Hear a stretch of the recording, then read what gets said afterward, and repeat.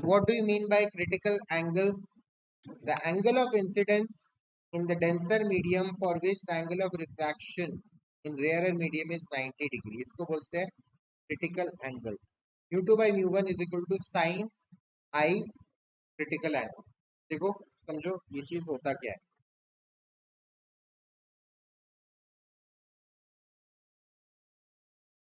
ये हमेशा denser to rarer में ही होता है.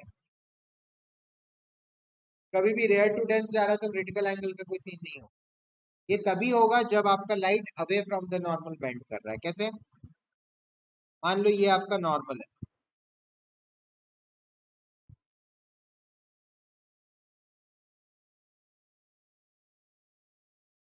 पहले लाइट को आपने जब ऐसे लाया तो लाइट किस तरफ बेंड होगा?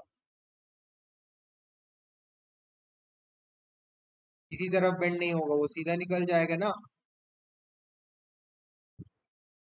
सीधा ही निकल जाएगा, थोड़ी बेंड होगा. बेंड कब होता है? जब आप एक एंगल में लाते हो. इसको समझो. जब I in case of refraction, जब I is equal to zero है तो आर भी जीरो ही होगा. I is equal to zero तो आर भी जीरो ही होगा. आया समझ में? But I is equal to non zero, अगर आई इज इक्वल टू 10 हो गया तो आर इज इक्वल टू 10 होगा क्या? नहीं पता. तो डिपेंड करता है मीडियम पे. लेकिन जीरो पे दोनों जीरो होंगे. आप नॉर्मल के अलॉन्ग रे ले जाओगे तो वो सीधा निकल जाएगा. बेंड क्यों करेगा? बेंड तभी होगा जब आप नॉर्मल के अलॉन्ग रे नहीं ले जाओगे, आप थोड़ा सा एंगल में रे ले जाओगे, तब बेंड होगा. ये तब ऐसे करके बेंड हो जाओ. आया समझ में?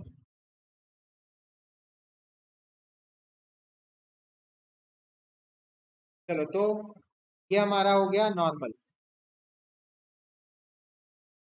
अब ये आपका इंसिडेंट रे.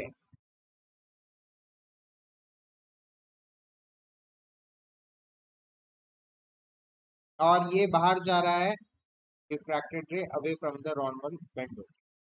याद रखो क्रिटिकल एंगल हमेशा डेंसर टू रेयरर में ही होता है. अब मैंने मान लो ये लाइट को, ये बल्ब को और इस तरफ ले गया. यहाँ पे मैं एक टॉर्च पकड़ा था, इसको यहाँ पे ले गया. अब क्या होगा? अब लाइट रे ऐसे जाएगा. मैं किसी और कलर से बनाता हूँ. अब लाइट रे ऐसे जाएगा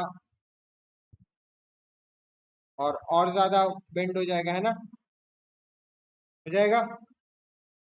मान लो मैं इसको और बढ़ा देता हूँ, मतलब ये टॉर्च को अब यहाँ पे ले जाता हूँ. अब क्या होगा? लाइट रे ऐसे जाएगा और एक पर्टिकुलर जगह में ऐसा हो जाएगा कि वो बेंड होके जो लाइट रे है वो वाटर के सरफेस के थ्रू ही चला जाएगा. ऐसे आ रहा है समझ में? तो ये वाला जो एंगल हुआ इसको बोलते हैं क्रिटिकल एंगल. वो इंसिडेंस एंगल जहां पे रिफ्रैक्शन का एंगल कितना हो गया? 90 डिग्री हो गया. आया समझ में? ये आपको टेस्ट कर करके फाइंड करना पड़ता है कौन से एंगल में रिफ्रैक्शन एंगल 90 डिग्री हो जा रहा है. अब क्रिटिकल एंगल, अब बाकी सब मिटा दे रहा हूं मैं. बाकी सब मिटा देता हूं. अब क्रिटिकल एंगल में ये आईसीआर हर ऑब्जेक्ट का फिक्स्ड है एज पर रिफ्रैक्टिव इंडेक्स. वो हम लोग देखेंगे आगे, ठीक है? तो क्रिटिकल एंगल से ज्यादा अगर मैं रे को ले जाऊं, अब टॉर्च को अगर मैं यहां पे ले जाऊं, अब क्या होगा? अब क्या होगा? यहां से अगर कोई लाइट रे निकल रहा है, क्या होगा? बाहर जाएगा ही नहीं, वो इधर ही आ जाएगा. अरे समझ में? इस प्रोसेस को बोलते हैं टोटल इंटरनल रिफ्लेक्शन.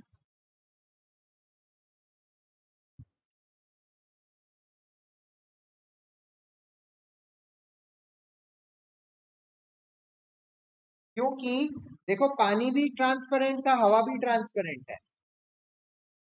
कायदे से क्या होता है? इसको सीधा जाना रहता, लेकिन गया क्या? एक ट्रांसपेरेंट से दूसरे ट्रांसपेरेंट में निकला ही नहीं, वापस रिफ्लेक्ट करके पानी के अंदर ही रह गया लाइट. हवा में गया ही नहीं, क्योंकि angle of incidence critical angle से ज्यादा हो चुका। जब भी angle of incidence critical angle से ज्यादा हो जाता है तो टोटल इंटरनल रिफ्लेक्शन होता है। इस चीज को बहुत जगह यूज किया जाता है, ठीक है, लिख लो।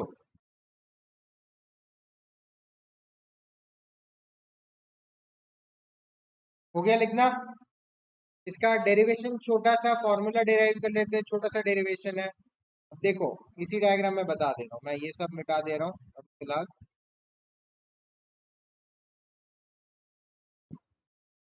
तो हमें क्या पता चला क्रिटिकल एंगल के बारे में?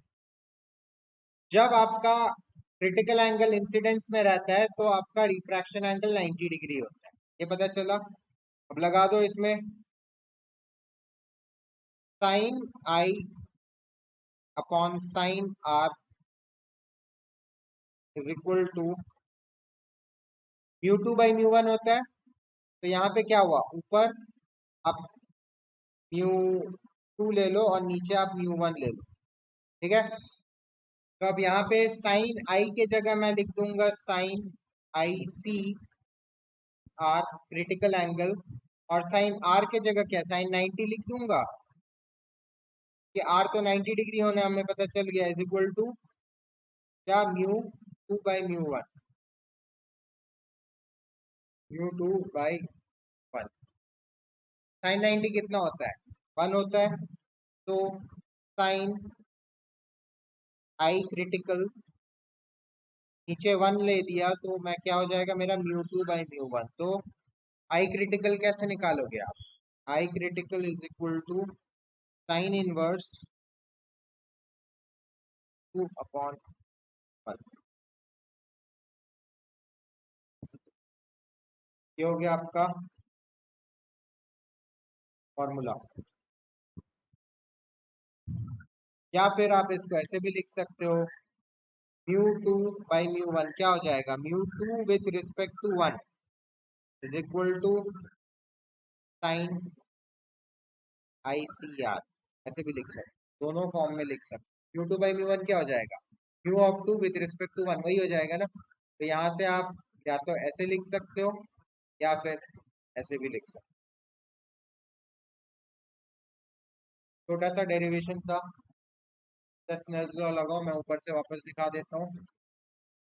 ये आपने डायग्राम बनाया, ऊपर रेयरर नीचे denser, mu two mu one, i c 90 degree, Snell's law लगाया, आई के जगह आई सी आर कर दिया और आर के जगह 90 कर दिया, तो साइन 90 वन होता है, साइन आई सी आर म्यू टू पर म्यू वन आ गया, या फिर i C r sine inverse mu two by mu one आ गया, या mu two one equal to sine I C r, ठीक है। छोटा सा डेरिवेशन।